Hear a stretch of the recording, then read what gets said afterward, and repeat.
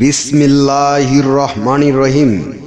বিশ্ব আধ্যাত্মিক জ্ঞান সঞ্চার দরবার শরীফের প্রতিষ্ঠাতা আমার মুর্শিদ কেবলা গাউসুল আজম শামীম আলী চিশতির দরবার হইতে আমি শাহ আলম আপনাদের সকলকে জানাই আন্তরিক শুভেচ্ছা ও অভিনন্দন। আমার মুর্শিদ কেবলা গাউসুল আজম শামীম আলী চিশতির একটি গ্রন্থ হইতে কিছু আলোচনা নিয়ে আবারও আপনাদের সামনে হাজির হইলাম। আশা করি সকলে ভালো আছেন এবং সকলেই মনোযোগ সহকারী এবং ধৈর্য সহকারে শুরু থেকে শেষ পর্যন্ত আমার এই আলোচনাটি শুনবেন। আমার মুর্শিদ কেবলা গাউসুল আজম শামীম আলী চিশতি যে গ্রন্থটি লিখেছেন সেই গ্রন্থটির নাম হইলেন শরীয়তের পেট থেকে হাকিকত ও মারফাতকে উদ্ধার। এই গ্রন্থ হইতে যে আলোচনাটি নিয়ে আপনাদের সামনে হাজির হইলাম সেই আলোচনাটি হলেন ইচ্ছা, জ্ঞান, মন, বিবেক। এই নিয়ে কিছু তত্ত্ব আলোচনা করিব। শুরুতেই বিশ্বের সকল স্তরের লোকদের উদ্দেশ্য করে বলছি, আমার লক্ষ্য আমার মুর্শিদ কেবলা গাউসুল আজম শামীম আলী চিশতির লেখা গ্রন্থের বিষয়বস্তু আপনাদের সামনে উপস্থাপনা করা, যাতে আপনারা সকলেই হাকিকত জানতে পারেন, বুঝতে পারেন এবং হাকিকতের জ্ঞান নিতে পারেন। আমি যে আলোচনাটি নিয়ে আপনাদের সামনে হাজির হইলাম এই আলোচনাটি আপনাদের জন্য অনেক গুরুত্বপূর্ণ, তাই সকলেই মনোযোগ সহকারী এবং ধৈর্য সহকারে শুরু থেকে শেষ পর্যন্ত আমার এই আলোচনাটি শুনুন। এই পৃথিবীতে যতদিন বেঁচে থাকব ততদিন, এমনকি মৃত্যুর পরেও আল্লাহকে কখনো দোষী করিতে পারিব না। আল্লাহ তাআলা সর্বসময় দোষমুক্ত। কোন দোষমুক্ত? কেমন করে দোষমুক্ত?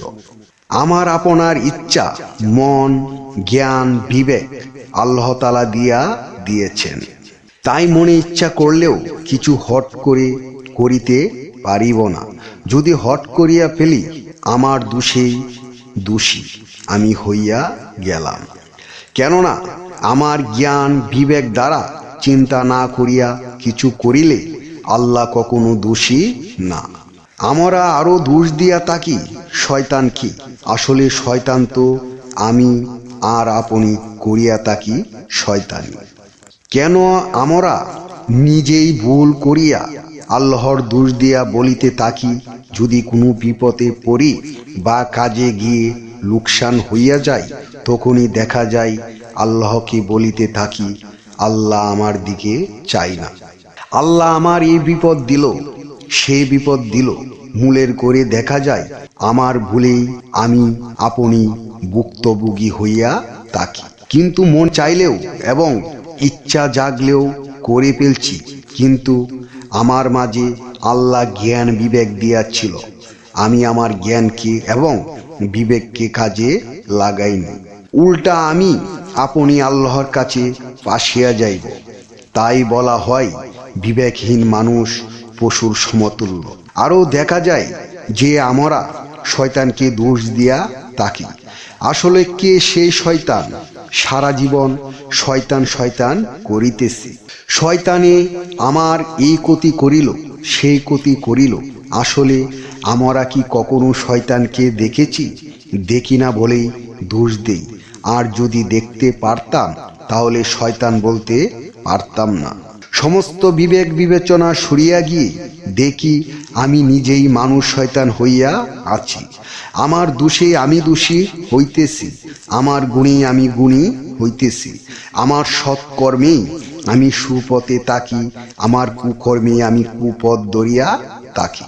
কুরআনে আরো বলা হইয়াছে, আল্লাহ বলিয়াছেন, তোমরা মানুষ শয়তান এবং জিন শয়তান হতে বাঁচিয়া থাকো।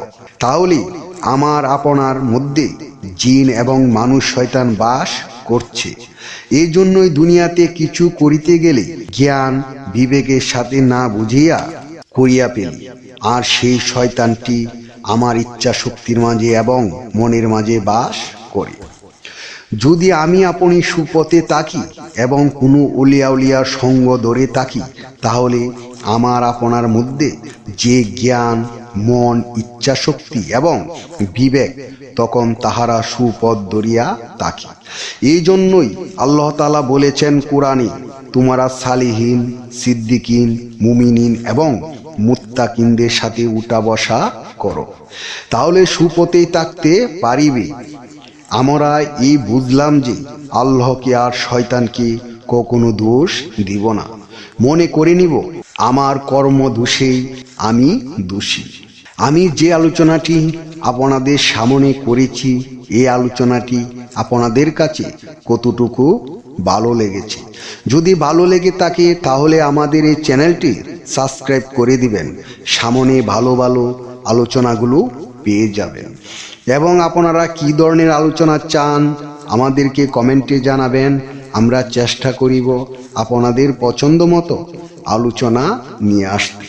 আমার এই আলোচনাটি করতে যাইয়া কথা বা ছন্দে যদি কোনো ভুল হইয়া থাকে, সকলেই আমাকে ক্ষমা ও সুন্দর দৃষ্টিতে দেখবেন। সকলেই আমার জন্য দোয়া করিবেন, আমি যেন আপনাদের সামনে ভালো ভালো আলোচনাগুলো নিয়ে আসতে পারি এবং শোনাইতে পারি। সর্বশেষে সকলের চরণে হাত রেখে একটি কথা বলতে চাই, আল্লাহ গোপনেরও গোপন। সেই গোপনকে পাইতে হলে একজন কামেল মুর্শিদের কাছে যাইয়া বায়াত গ্রহণ করি। সেই গোপন ইবাদত ও গোপন সাধনার মাধ্যমে আল্লাহকে লাভ করিতে হইবে। সকলে ভালো থাকবেন, সুস্থ থাকবেন। আল্লাহ হাফিজ।